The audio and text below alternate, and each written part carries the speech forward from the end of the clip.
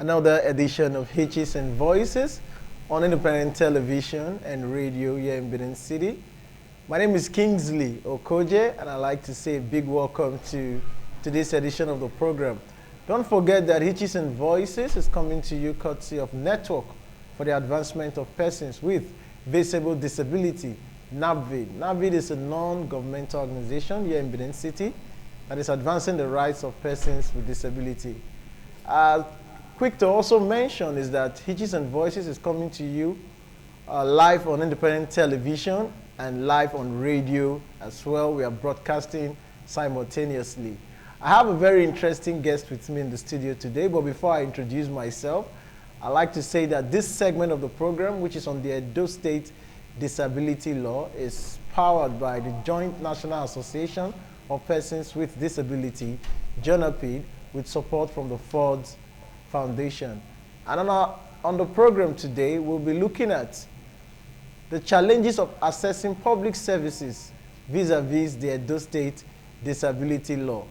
Many persons with disability over the years have complained of their inability to access public services such as transportation, financial transaction, and the case may be. With me in the studio to have this conversation today is the chairman, Nigeria Association of the Blind, Edo State Chapter, Mr. Lucky Imafidon. Mr. Lucky Imafidon, welcome to today's edition of Hitches and Voices. Good afternoon, my viewers at home. All right, we won't waste so much time. We'll just dive into the subject proper. Like you heard in my introduction, the subject to discuss today is the challenges of accessing public services in Edo State vis-a-vis the Edo State Disability Law. I will start by asking a very personal question. Mr. Lucky Imafidon, from your own experience, how has it been with you in terms of accessing public infrastructure in Edo State? I will say that it's 40%. It's a gradual process anyway, unlike before where we find it difficult to access public facilities, public services, in the sense that the issue of queuing when you want to have access to public services is, I think that one is using positive result. When we go to public places now, they don't allow us to queue any longer, so they give us preferential treatment compared to as it was before. However, as I said earlier, it's 40%. I think it's not a pass mark. All right, before we came to the studio, you were sharing your experience with me, how you were able to come to the studio using the normal public transport service. I want to imagine you do this every day. Are there challenges in terms of how you access public transportation being a visually impaired person? Yes, to some extent. For example, I live in Upper Ikewa, so my office is at Uselu. When I about to get access to public bus, some good Samaritans, good Nigerians have stayed there to assist. Before I know it, I'm already in my office. Before I know it, I'm already in my place of interest or my destination, as the case may be. But however, that does not rule out the fact that there are challenges. Sometimes some persons, when you want to approach them to support you, they think you are asking for arm. They say, please, please, I don't have money. I don't have money. They stigmatize you. They stigmatize. So that is one of the challenges. All right. You just reminded me of an experience some persons with visual impairment had just last week here. They were on their way to the Ring Road bus terminal, what they call the Central Park, and the driver was hesitant. He was not willing to take them to the Central Park. They had to plead with him as visually impaired persons to please take them to the Central Park where they can get public transport to their next destination. And why the driver finally yielded to their plea and took them to the Central Park, some of the transport union workers or whatever they call them heard the driver and wouldn't let him go. And I remember sometime I did a program on radio where a lot of drivers called into the program, and that was before we came on television. The program was on radio, called into the program to say they oftentimes have the opportunity to assist persons with disability, but when they do so, they are often embarrassed by some of these officials. Now we have the Edo State disability law. In your opinion, Mr. Mafido, in terms of, we're talking about public transport now, what do you think should be the ideal situation as regards to this? I will say here that our people should be careful. Before you board public transport, you should be able to know their point of exit, where they are going to stop. There are some who will tell you Central Park. There are some who will tell you Inside Ring Road. There are some that will tell you Opaha. It depends on where you are going. So you have to be very careful, because most of those people, they are not enlightened. The law may be there, but as far as they are not aware of the law, so you should expect them to behave funny. However, ignorance of the law is not an excuse for offense committed. So I will appeal to our people that we should be more vigilant, we should be more careful before we board public transport, so that we will not be dropped in the wrong place. Anyways, maybe I didn't conclude the story. Yeah. Thank God the officials of NAVID went to that Central Park, the bus terminal, to salvage the situation, release the driver, and ensure that the persons with visual impairment had no difficulty at all. But this is to our officials who manage our transport services in Benin City here. There should be an exception to every law. I mean, if you see someone assisting persons with disability, it is only fair that you support them rather than harass them and extort them and collect money from them. But as the chairman of the Nigeria Association of the Blind, Edo State chapter, I'm sure you would have heard from some of your members some of the challenges they face every day in terms of access to public services. Can you share some of these challenges with us? Yes, I remember one of the banks, one of us wanted to do transaction there, only to be told that because he's visually impaired, they will not attend to him. He should go and bring somebody that is sighted.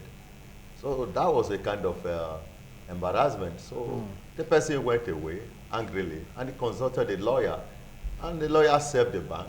They came pleading that they are not aware of it. So, so we are using this opportunity to sensitize the general public that persons with visual impairments, we are normal, and we have the right to access public services. All right, you just made mention of the issue of awareness. As the chairman of the Nigeria Association of the Blind, what is your association doing to create awareness amongst your members, and also to create awareness among members of the general public on the existence of the Edo State Disability Law? Well, we do go on publicity, advocacy. I remember in 2023, when we celebrated our International Day, YK Safety Day celebration, we went to Edo North, Auship, precisely, where we did a sensitization rally. And occasionally we do go to media houses to talk about this disability law and to inform the general public that persons with visual impairment can be very relevant to themselves and the society if given the opportunity to so do. And by the grace of God, we our advocacy and publicity, they are using a positive result, because I remember when I was elected the first time, we were just about 36 delegates who voted for me. But today, in the last election we did, about 110 persons were eligible to vote, but 84 were accredited to vote. So you see the numerical increase in public as a result of our publicity. People are becoming aware.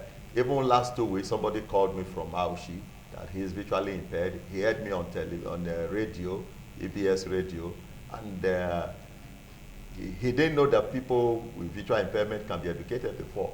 So that he's interested, that he wants to go to school. So I have his contact now. We are working and how to say that he's able to access quality education.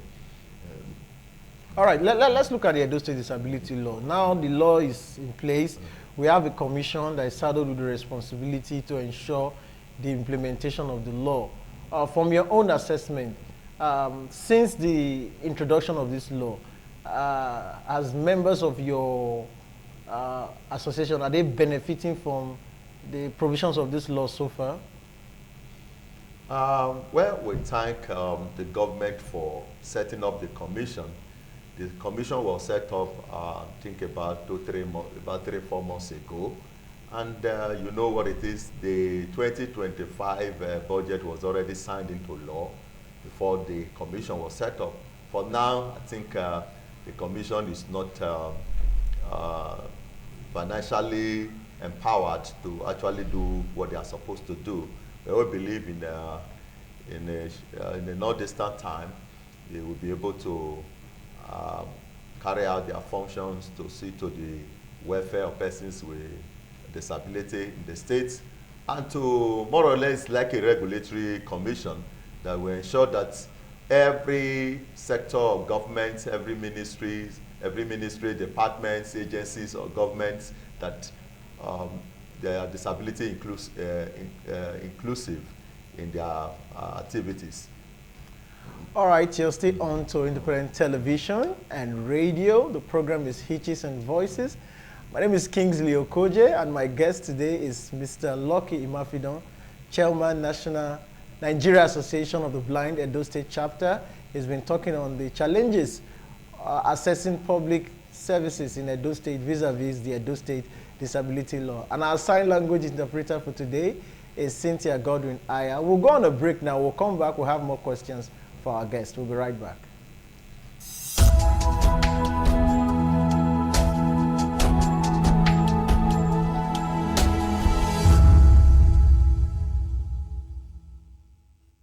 Back to Hitches and Voices.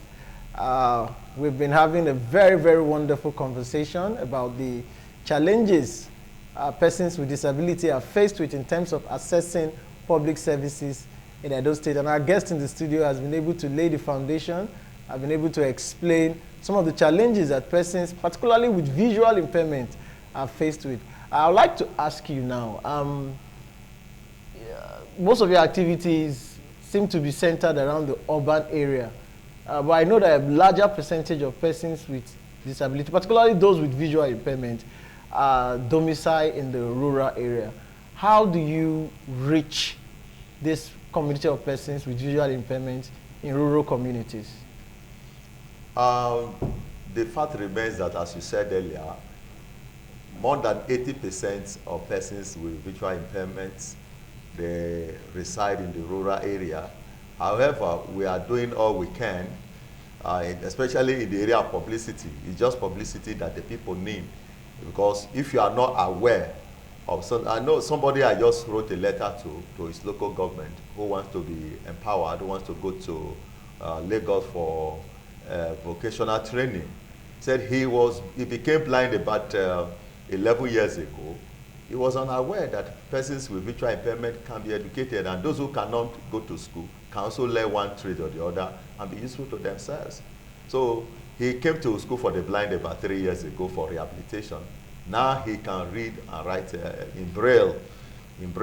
So, but because of age, he said he cannot continue formal education. He wants to go and learn a trade in Lagos. So I just helped him to write a letter to that effect to his local government. And so we are, as I said earlier, it's publicity.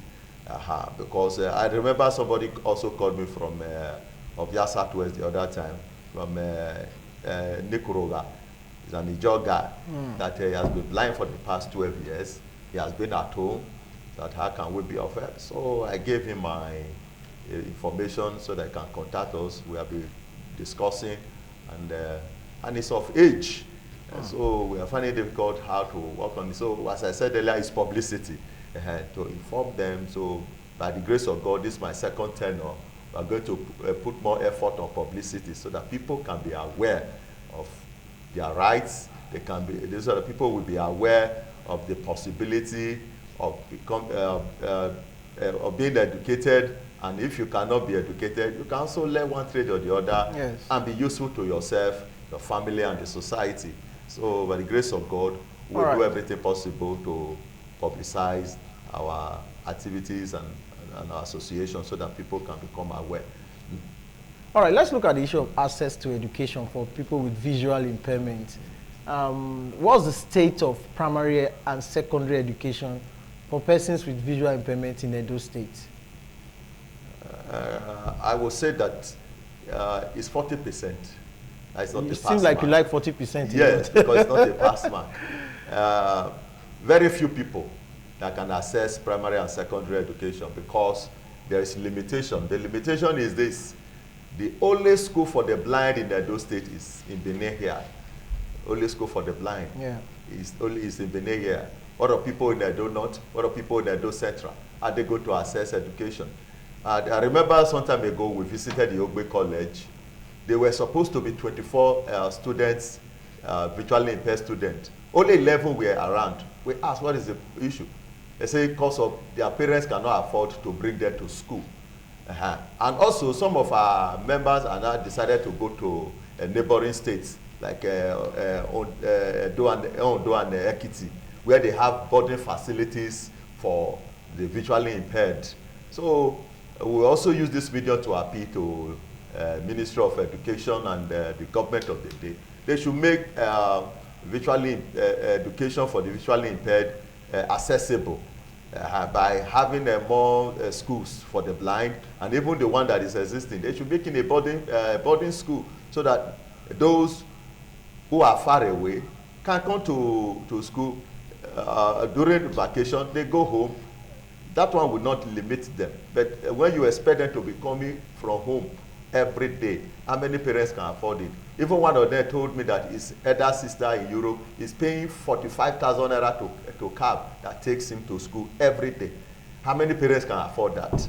So that is the problem we're having. If we have boarding facilities, I believe the number of visually impaired persons that we access primary and secondary education will be more. All right, if you had the opportunity, of course you have the opportunity now to recommend some solutions to some of these challenges to the commission. What would you be telling the commission? Which area do you think they should face in terms of resolving some of these challenges that persons with visual impairment and persons with disability generally are faced with? As I said earlier, the commission do not have the local standing to carry out all these activities. They are more or less like a regulatory body. They should ensure, they should follow up the relevant government ministries and agencies to see that all these things we are suggesting, boarding facilities, equipment for our schools, should be made available so that our people will be able to access the education. All right, I want to take you back to financial independence for persons with visual impairment. It's good that you made reference to the fact that the law makes provision for first priority for persons with disability. In any queue, where there's a queue, you give priority attention to persons with disability. Let's look at financial independence for people with visual impairment. You mentioned that somebody was denied access to a banking service, a visually impaired person, right? Some visually impaired persons are also of the view that the ATM machine should be made accessible for people with visual impairment so that they can access it. I mean, I don't think it's rocket science. That technology can be modified such a way that persons with disability with visual impairment can, transact financial activity independently. What's your take? That is a very welcome development. Like the bank I operate, they have the ATM machine with VDA, NVDA, non-visual desk access. So whenever I'm there to operate it, he talks, he tells me whatever I want to do there. So I don't actually need somebody to follow me to bank to access banking services because the machine is there. So I also advise that other banks should do the same. I don't know whether it is obtainable in other banks, but like the bank I operate, they have it. The ATM machine, it has a talkback. So as you are operating it, they're telling you what you are operating. So it's accessible? Yes, accessible. So you are not one of those visually impaired persons that will give your ATM card to somebody to help you? No, I don't. So you have independence over Yes. your financial activity. Yes. That's fantastic. Okay, let's look at the issue of cane guide. I know that's a subject of its own, but I'd just like us to touch on it briefly. Are you cane guide compliant? Yes, I do. You do use your cane guide to move around? I do, I am. But there are many visually impaired persons who are not too comfortable using the cane guide, and because they also feel that the cane guide do not have such awareness. Bus drivers in Benin City, I don't even think they know or understand the relevance of the white cane. What's your association doing so that, because I've traveled to some other place where the white cane guide is, highly respected, but I've not experienced such awareness in Benin City or in Edo State at large. What's your association doing about this? Some time ago, I traveled to Lagos. I saw the reception, the way they received me. I saw with my cane guide, the people are willing to assist. So I was not even having fear. Even my uncle I went to visit was afraid that I should not go anywhere. Lagos is not like Benin, I should not go anywhere. Before he comes from back from work, I must have visited 2 or 3 places with little or no challenge at all. Unlike Benin, as I said earlier, it's a gradual process as we continue to enlighten them. Some time ago, I was not using cane guide. I felt that it made people to easily identify you as visually impaired.